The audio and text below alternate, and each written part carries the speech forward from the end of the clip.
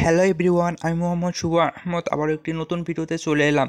আজকে আমি ভাবলাম যে অনেক দিন পর কাজে যাচ্ছে রাজমিস্ত্রি, তো একটি ব্লগ ভিডিও তৈরি করলে কেমন হয়।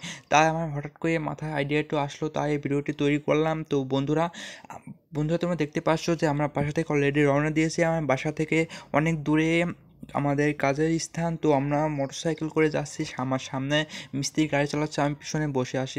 আসলে এই শীতের সকালে হালকা রোদের ভিতরে এই পরিবেশটা আমার কাছে অনেক সুন্দর লাগলো, কারণ এই গ্রামের রাস্তা দিয়ে যাচ্ছি। এই গ্রামের রাস্তা আমার কাছে অনেক ভালো লাগলো, কারণ এই গ্রামে রাস্তা আশেপাশে অনেক ধরনের গাছপালা রয়েছে। শীতের সকাল অনেক সুন্দর একটি পরিবেশ, অনেক ধরনের গাছপালা, মানুষের বাড়িঘর।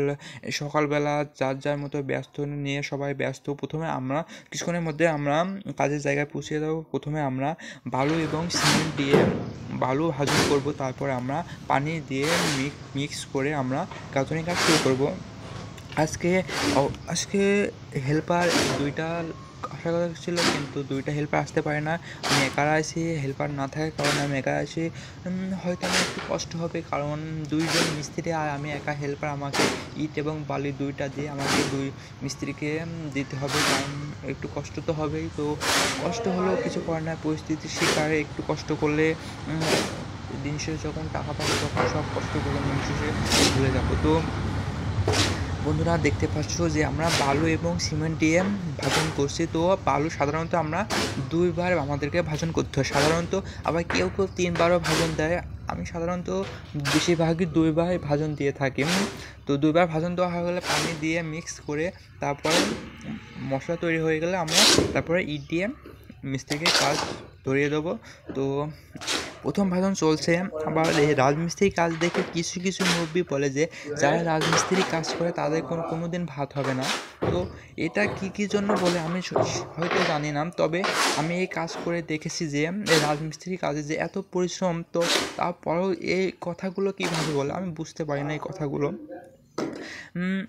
প্রথম ভাজন আমার হয়ে গেছে। তো বন্ধুরা দেখতে পাচ্ছ প্রথম ভাজন হওয়ার পর দ্বিতীয় ভাজন আমি করছি। তো দ্বিতীয় ভাজন দেওয়া হলে আমরা গাঁথুনি কাজ শুরু করব। এখানে একতলা একটি বিল্ডিংয়ে গাঁথুনি কাজ চলছে। তো আজকে ভাড়ার উপরে গাঁথুনি কাজ চলবে। তো ওইদিকে মিস্ত্রিরা ভাড়া করছে, আর আমি এদিকে বালু ভাজন করছি। বালু ভাজন দেওয়া হয়ে গেলে তারপর ইট টেনে কাজ শুরু করব।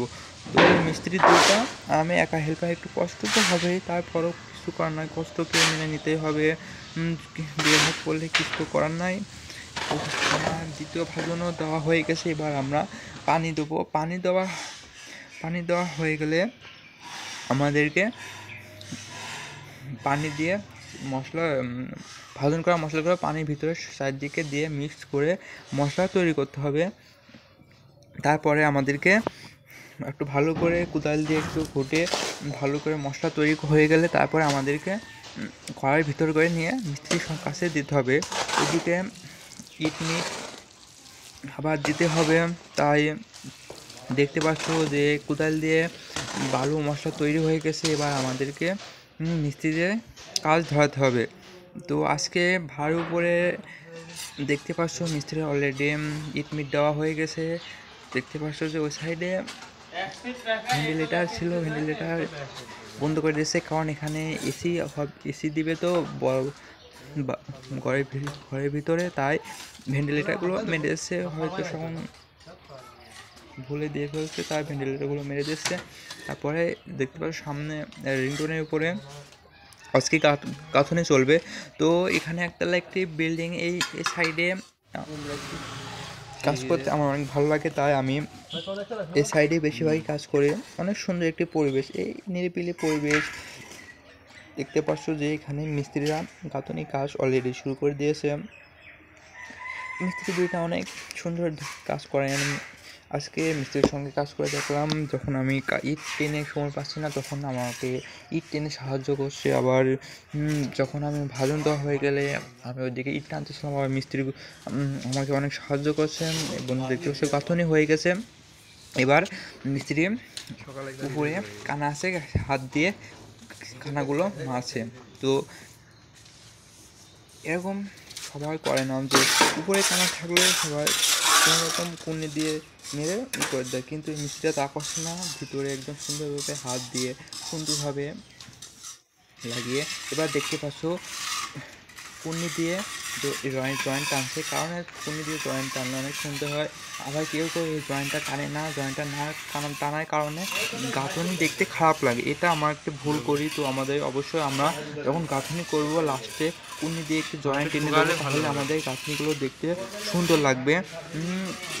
পুন্নি দিয়ে জয়েন্ট টানা হয়ে গেলে আমরা যদি নরম থাকে তাহলে আমি সঙ্গে সঙ্গে ঝাড়বো না, কিছুক্ষণ পর ঝাড়বো, তাহলে দেখতে অনেক সুন্দর লাগবে।